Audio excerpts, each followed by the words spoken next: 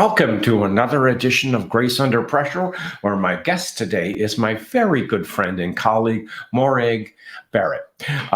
Morag, I'll tell you all about her in a minute. Grace Under Pressure is a show that focuses on what's too often dismissed as the soft stuff, the caring, the commitment we exert for others. And when you do it as a leader, and one who teaches leaders, as Morag has, I think, taught 15,000 leaders. You do it with a singular purpose of bringing people together for common cause to benefit their teams, their organizations, and society as a whole. Welcome, Morag Barrett.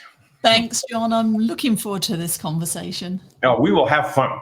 Morag is a best-selling author, and the passion behind her firm, and we're going to meet two of the key players in just a moment, behind SkyeTeam, Skye, S-K-Y-E, named for an ancestral homeland of hers in Scotland. And it's also an award-winning leadership development program. They do really good stuff. We're here today to talk about her brand new book called You, Me, We, Why We All Need a Friend at Work. So Morag has contributed to many publications all over. She, like me, is a member of 100 Coaches, founded by Marshall Goldsmith. And it's a joy to have her. Morag, welcome to the show. Thank you, John. As I said, excited to have this conversation on this auspicious day of all days. It is auspicious because it is the launch day for You, Me, We. So congratulations. I come with my own soundtrack. There you go, John. Let's introduce the two other co-authors who are joining us today, your partners. So, yay. So this Eric and Ruby. Exactly. So you can work out who's who as I point in the wrong direction, but You, Me, We, it is written by me, but by we, for you. So it was the three of us put our brains together in order to create the gem that is You, Me, We. So I'm honored that they were able to be here too. Now, let's backtrack just a bit so we ground ourselves. Your first book was Cultivate, the Power of Winning Relationships. And you talked about relationships, ecosystems, and all those. Allyship was a concept that you introduced and pioneered. Now, what has your latest research led you to this book? What's behind it, Morag? Well, let me start with Cultivate. So when I was thrown out of the high school environment into the world of work, there was very little preparation for the fact that work is one of the biggest team sports we get to participate in. And if you think about school, whether it's high school or university, it's all the solo sport, me versus the exam board. Can I graduate in the top X% of my class? And in fact, if I try a team approach, certainly when I was at school, it was described as cheating. And when you carry that into the workplace, is it any wonder that we see politics, silos, and turf wars unfold?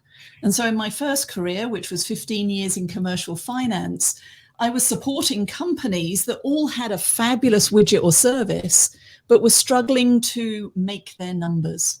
And when I worked with them, I realized, well, it's not just the quality of the thing you're doing, what you do or how you organize. It is a lack of care and attention in the soft skills, the how business gets done, the relationships on your team, in your company, with your customers, with your community, that truly makes a difference. So that was the genesis for Cultivate, where I introduced the relationship ecosystem. So instead of pointing fingers and going, oh, they don't get me, it's their fault, and therefore exacerbating the gaps, the relationship ecosystem is a way of diagnosing the health of those critical relationships. And there are 4 dynamics that we explore in the book. Allies, your best friends at work. You might notice a theme here. The people who have your back and give you a kick in the pants when you need it. So it's not just cheerleading and yay, you're fab. They give you tough feedback too. That's a good point there. Being one's ally does not mean maybe a friendship or something, but good friends, as good allies, are not afraid to speak truth to friends. So good point, Morag. Exactly. So as you go around the ecosystem, we talk about supporters who are there when it's easy and things are going well, but disappear when the tough times happen. Rivals who might be in competition with you. When it suits them, they're for you, but when it doesn't, they're against you. And then adversaries who on their best days are brilliant jerks and on their worst days are just jerks. But here's the thing. That's not, you're not looking at me when you say that, are you? No, absolutely not. But here's the thing. We often point the finger and label others as jerks. What we don't recognize is when is our own misunderstood genius being mislabeled as a bit jerky by others. So that's why Eric, Ruby, and I took the decision to write You, Me, We, Why We All Need a Friend at Work and How to Show Up as One, to go deeper into that concept of what does it mean to be an ally? What does it mean to be a best friend at work and not become a doormat, but be that champion and cheerleader, not just for other people's success, but for our own. That's great. You know, when I first heard the title of this book, and you and I have known each other for 3 years now, wonderfully, I hearken back to First Break All the Rules, which was the Marcus Buckingham's book, and about the research studies that Gallup had done. And one of the key points about why what was a successful team or whatever was having a best friend at work. And I think you've taken that to the nth degree. So. Absolutely. I mean, that was the genesis. In fact, when I hand it over to Eric, let him talk about the Gallup research and the Gallup 12 around engagement and why this concept of best friend at work is so important. Yeah, we've been using that survey for a long time in our various HR endeavors over the years, and we always got a lot of pushback on that question around best friend at work. I had a client one time say, can we do the Q12, but can we leave that question out because I don't want to ask that question. And what we've learned as we were doing the research for this book is that question is close, but it's not the actual question that we need to be asking. Having a best friend at work is important, but what we discovered is, are you being a best friend at work? That's the important question. So that's a very interesting distinction, Eric, because you're putting it into the active role, and which I might liken to one of my great weaknesses, which is patience, which is actually not passive but active. So good point. So, building on that, what does being a good ally? So, what is the theme that runs through me, you, and we? Do we start with you, which is interesting? I might think at first glance, why didn't you start with me? So, why did you start with you? So, well, I would answer that firstly, and I'm going to hand over to Ruby, is because it promotes curiosity. When we start with you, when I'm curious about your perspective, your lived experience, what it is that we're coming together to solve for at work, then I am already broadening my mindset from just my perspective. And when I understand where you're coming from, then I can position my perspective in a way that maybe you're more willing and able to hear. But ultimately, from you to me, we get to the we. What is the intersection, whether that's where we agree or disagree, that helps us to move forward to productively, even if we don't like each other? What? We can still work respectfully together. So again, there's so many kickers and nuances in this book. But Ruby, what would you add in terms of why you, me, we? Well, we start in each of the chapters, we talk about look up, step up, and show up. So the first step is look up, just like you said. What's going on with the people around me? What's their experience? How are they feeling in my presence? How do I feel in my own presence? And then the look up, step up, show up. So step up is what do I want to do about it? How do I want to intentionally be? How do I want to be in the presence of others? And what are those leadership characteristics that I want to demonstrate to build the connections and the relationships? And then the last step is actually doing it, going out there, being a little vulnerable, taking the first step and connecting with the people around you. That's the basis of the book. Okay, so that's good. Ruby, I'm going to throw you a question then, because we talk a lot about, and even on this show, about vulnerability. And you said show vulnerability. How does that manifest itself? How do you see it? And how do we display it? So it makes me really think a lot about the last couple of years when we've been in this hybrid and remote environment where we've actually had to show vulnerability in a different way. We have to take an action. So I'll give you an example. If I'm at home, I'm feeling sick, or I've had a really tough day and I don't have it today, I have to actually reach out and tell someone I'm having a hard day so they can show up for me in the way that I need it. So showing vulnerability is actually an action, and it's a little bit of transparency is how I would see it, of what's going on inside of my mind. I'm afraid, I'm scared, I need help. I don't know what the hell I'm doing. Will you please help me, or just be there with me? Mm-hmm. So it is an action. It's a reaching out. And to me, it's the showing what's going on inside and being authentic. I love that. And actually, as you were saying, when I asked about why begin with you, that's really the leadership proposition, because it's an outward, good leaders are outward focused. And so by focusing there from your lens that way, then that opens it up to the possibilities. So your book is full of stories from all kinds of walks of life. So who's the audience for this? So, humanity. I mean, from my perspective, we tried to write a book that would be as relatable as possible to as many different folks as possible. Is it relevant for managers? Yes. Is it relevant for frontline employees? Absolutely. And different parts of the book and different stories are going to resonate differently with different people. And that was the inclusive approach that we tried to take when putting the book together.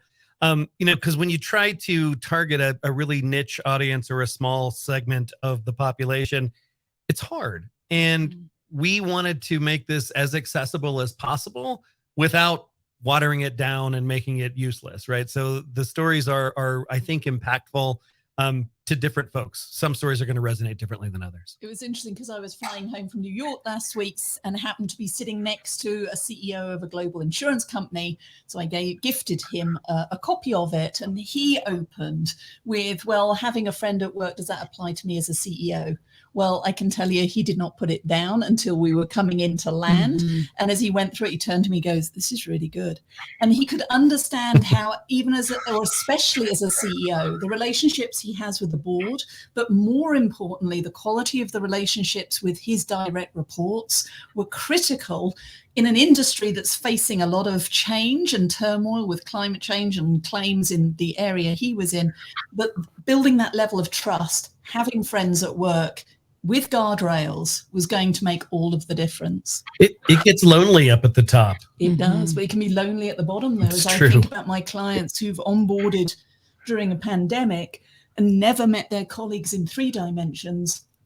If you want to nurture a sense of belonging, if you want to retain your talent, you have to do what Ruby was talking about, be intentional about how we show up in the Zoom camera world to achieve that sense of team, that sense of, I want to stay here. Now, in the spirit of practicality, which your book is just filled with things, it's rich with stories, but also good action things and directives and questions and things where you can probe yourself. You have this thing about what are common mistakes people make about nurturing a professional relationship. So, well, nurtured, and it's just happened. Without actually doing anything. Or I've worked with Eric for 10 years. He knows we're okay.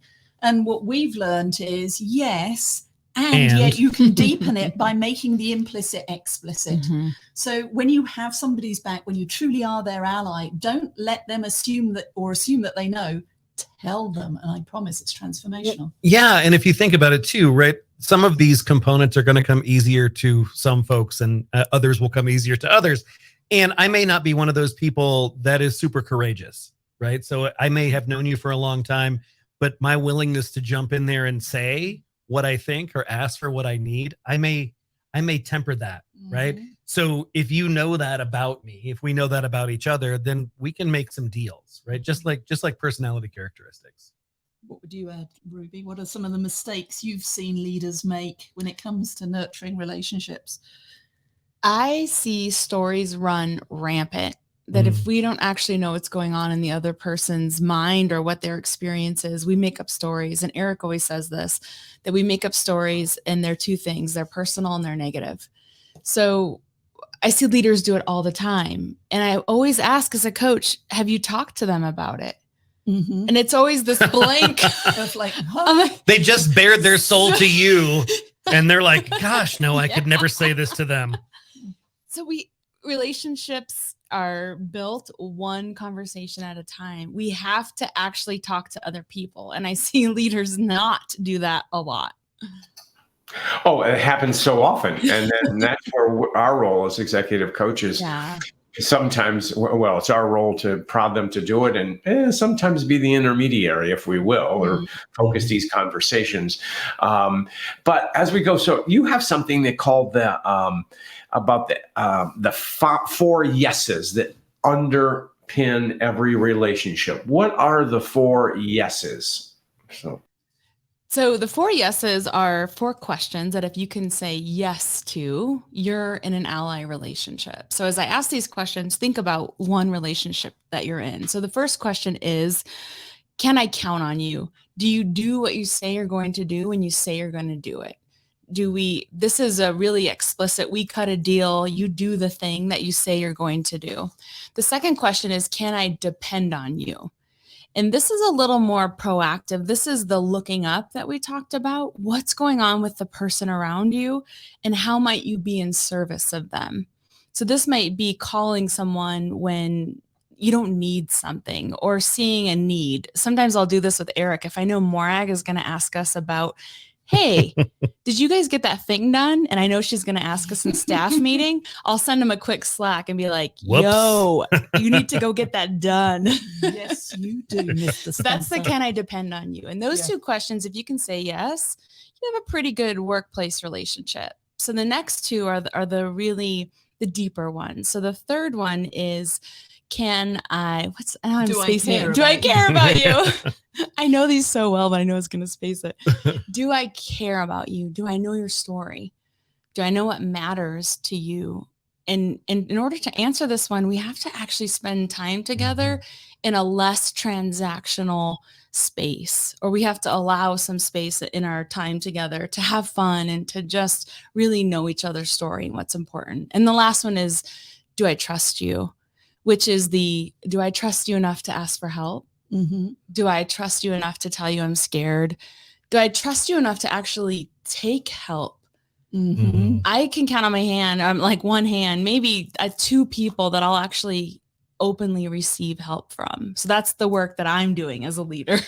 But those are the 4 questions. So if you can say yes to those 4 questions, you're in what we call an ally relationship, an unconditional we.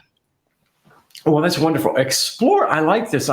We all use the word help, but you named two little reverberations for me. And help was failure to ask for it and failure to implement it when we get it. So what holds us back from A, asking, and B, implementing? So, well, I'm just going to do a shout out right now for Deborah Regal and her book, Go to Help. Go to Help. Because she talks about these 3 lenses of giving help, asking for help, and then taking it. And I know for me, the mental block and the work I'm doing is on asking for help, because for certainly a long time early in my career, the internal dialogue was, well, you're the boss, you're supposed to know. Others are going to judge you and find you wanting or a failure if you don't have the answers. So pretend you've got everything under control. And I've learned that is 180 from the truth. And in fact, when you ask for help, much like the launch team for You, Me, We, when you ask for guidance, people are rooting for you. They want to help. And when they want to help, it makes life, as Ruby would say, lighter. when we're in this idea of asking for help, that's that part of vulnerability which we talked about, and I think there's an element of courage, asking, the guts to bare one's soul and say, hey, I need help. Now there's the flip side of this, and you describe it as abundance and generosity. How does that play into allyship or the whole concept of you, me, and we? So the all 5 practices. Now, they're all double-barreled, so I'll happily take offline the conversation as to whether or not there are actually 10 practices. But the foundational one is abundance and generosity. And this, for me, is the easiest one that comes naturally to me. Courage and vulnerability, it varies. It depends on what I'm being courageous about and what I'm trying to be vulnerable about. But abundance and generosity, and for me, it's all about the human being and the human doing. That's why they are dovetailed. Mm-hmm. Because if you don't do the human being bit, if you don't get the mindset of abundance, i.e. success is a shared resource, not a scarce resource, then I am not going to do the behavior of generosity, which is helping others. Because if I think success is a scarce resource, I'm going to hoard information. I'm going to hoard my talent. I'm going to go with a me first approach. Whereas the way I've lived my life, and you've seen this, John, and others, if you call and say, hey, Morag, I need your help. Mm-hmm. First of all, I've got 100 ideas for you, and you haven't even told me what you need help with. Oh, boy. But I'm here. And so there's 2 things. Abundance and generosity is the way I operate. It's the way we operate. We give in order to help others to succeed, because there's a ripple effect. But what I've learned in writing You, Me, We, and with the work with Eric and Ruby, is it has to be abundance with guardrails. Because if I keep saying yes, then I just end up working 30 hours a day and giving to everybody else, but not focusing on my own needs. So this is the power of this book, why we need a friend and need to be one. It's about being an ally to ourselves and saying, yes, and I can do that next week. Or yes, I hear what you need, but I can only give you this bit right now because I need to give myself the bigger bit at this time. And that is liberating. Very much so. And I'm glad you wove in the concept of self, because so often the best intentions people, those who are other directed completely, mistreat themselves for all kinds of reasons. A, they're other directed, but B, because they don't have time for themselves. And so I like the concept that you have of generosity and allyship, where it becomes generative. You do indeed help yourself. So now we're in this, we were in the Zoom era, and now we're back to hybrid. So how do we deal with fatigue? Are we still dealing with work-life imbalance and blurred things? I remember from our work in conversations with Morag, she was taking her lunch break by, what was it, walking around in circles? Mm-hmm. Oh, excuse me. Yep. Whatever. Yeah, it's still a big deal. And it's even a more complicated deal than it was when we got settled into our patterns during the pandemic, right? During the pandemic, Morag did her thing. She would, have her commute to work in the morning. She would have her commute to work or commute home after work. And it was a very predictable pattern. Now we're back to traveling. Travel's like almost what it used to be. Mm-hmm. And Morag says this all the time, our muscles have atrophied in the 3-dimensional space. We've lost the art of small talk. Doing an in-person facilitation, I mean, for an introvert like me, was exhausting before, but wow, it is just killer now. Just because we've been out of practice, and we have to sort of flex between these 2 mindsets, I think has overcomplicated the problem. So we're in this new navigation space where we're trying to figure out how do we establish those patterns in each of these frames, and how do we navigate them? Yeah, just to build off of that, we have a client who, one of our favorite clients, I'll just say it, in DC, they're starting to come back in the office 3 days out of the week. So now they're adding the commute again.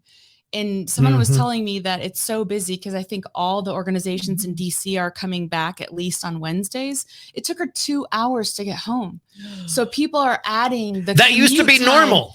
It used to be normal. Yes. So now it's that change again that we're adding that back in. And so I think it's going to cut into our personal lives again, because we have to figure out how to juggle it all again. So I think we're going through another wave of stress and realignment and reorganizing our lives to find balance. Totally agree. Well, that's why we're getting the sensational headlines around the Great Resignation or quiet quitting, which I also hate. Yeah. And really it's about us. How do we actually take the best of both? because I also recognize 3 dimensions matter, Mhm. but let's do it thoughtfully and deliberately. It does not make sense for me to commute 2 hours to get into the office and spend all day on Zooms because others are not in the office. So let's be planful about why we're coming together, what we're doing when we're together, so that we can leave energized and our relationships deepened for when we're back on the camera.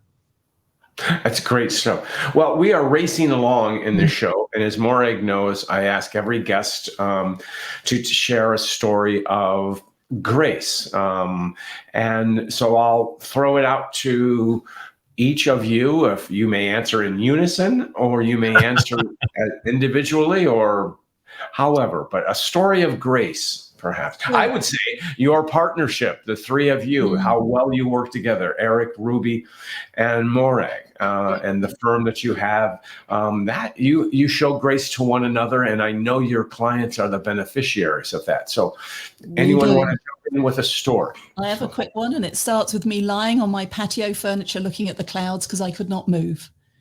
I had been running so fast this year and just hustle, book and clients and stuff and things, and I hit the wall. And I was lying there looking at the clouds going, I cannot move. And literally my phone was on my chest here.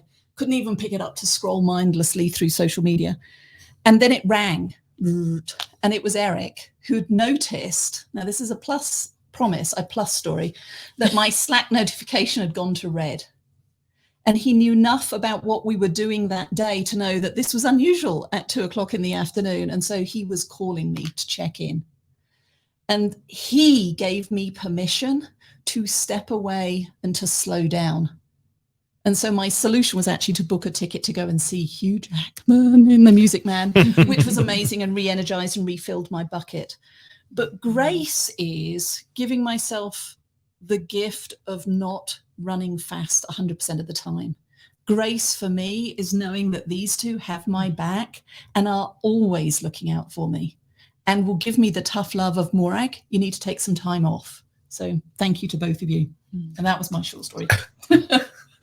Yeah, I think that's a great story. I think going back to the original or the earlier question John asked about fatigue, and I think the more isolated we are, the harder we are on ourselves. And we don't give ourselves the grace to run as fast, to take 5 minutes, to, not go schedule back to back every single day. And so when you have an ally on your team that can actually say to you, dude, take some time off, don't work the rest of the day, don't come in tomorrow, right? Play the guitar, do something fun, take care of you. Ruby always asks questions like, what are you going to do to fill your bucket today? Which I love, because like Morag, if I haven't made an intentional plan to do any bucket filling, I'm just going to work because there's plenty to do. Yeah, I think just to build off that, for me, giving grace to each other is allowing that space, time away. I heard someone talk about as humans, right? We sometimes think we're robots and that we should be operating at 100% capacity all the time. Not designed to. No, as humans, we're not. We're not designed to operate at that level, and we have to have the flow. That we can have the high intensity, but there has to be an equal decompression. Yeah. And so that to me is giving grace and encouraging one another to do that and encouraging ourselves, just like you both said. Whoa. Wow. 3 stories quickly that touch on all aspects of grace in a way, both the personal and the partnership and the friendship that you have for one another. So this has been terrific. And it's my pleasure to be able to speak to you on launch day for you, me, and we. And it's a great thing. So Morag, how can people find you? So firstly, please go to your favorite book retailer and support them and order a copy of You, Me, We for you and for your team. Please. But then you can find more about Eric Spencer, Ruby Vesely, and myself, Morag Barrett, on our LinkedIn profile and at SkyeTeam, SKYE team.com. Great. What an honor to have all 3 of you together today. And with that, I'm going to close out and till next time.